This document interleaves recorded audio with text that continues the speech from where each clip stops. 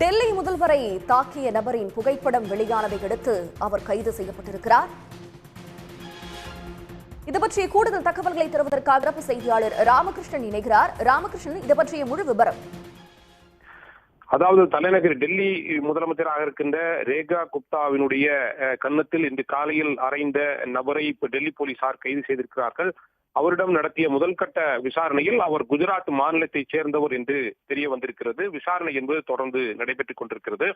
தலைநகர் டெல்லியில் முதலமைச்சராக இருப்பவர் ரேகா குப்தா அவருடைய இல்லத்தில் உள்ள முகாம் அலுவலகத்தில் இன்று காலையில் சுமார் 7:30 மணிக்கு மக்கள் குறை தீர்க்கும் நாளுக்காக ஏற்பாடு செய்யப்பட்டிருந்தது. வழக்கமாக வாரம் வாரம் நடக்கும் அந்த நிகழ்ச்சி தான். அந்த நிகழ்ச்சியின் போது ஏராளமான மக்கள் அவரிடம் வந்து அவரை சந்தித்து தங்களது குறைகளை கூறுவது, மனுக்கள் கொடுப்பதும் வழக்கமான ஒன்றாக இருந்தது. அந்த வகையில் இன்று அவர் இந்த நிகழ்ச்சியில் கலந்து கொண்டிருந்தார். திடீரென்று ஒரு நபர் அந்த மனு கொடுப்பதற்காக வந்திருப்பதாக கூறி வந்து சில கோஷங்களை அவருக்கு எதிராக எழுப்பியிருக்கிறார். மேலும் திடீரென்று அவர் முதலமைச்சர் ரேகா குப்தாவினுடைய கன்னத்தில் அறைந்ததாகவும் அவருடைய தலைமுடியை பிடித்து இழுத்ததாகவும் அங்கிருந்தவர்கள் கூறுகிறார்கள்.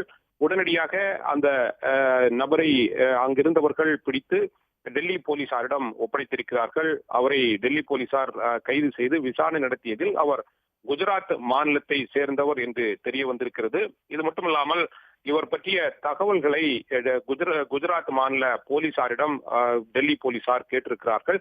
49 வயதான இவர் ஏன் தலைநகர் டெல்லிக்கு வந்து முதலமைச்சர் ரேகா குப்தாவை தாக்கியிருக்கிறார் என்பது பற்றி ஒரு பரபரப்பாக பேசப்பட்டு வருகின்ற இந்த சூழ்நிலையில் அவர் பற்றிய தகவல்களையும் டெல்லி போலீசார் திரட்ட துவங்கி இருக்கிறார்கள். அவரை முதலமைச்சரை தாக்குவதற்கு என்ன காரணம் என்பது பற்றி தொடர்ந்து கொண்டிருக்கிறார்.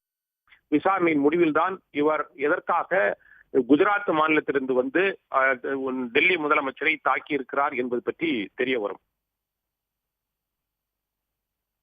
தங்களுடைய விவரங்களுக்கு நன்றி ராமகிருஷ்ணன்.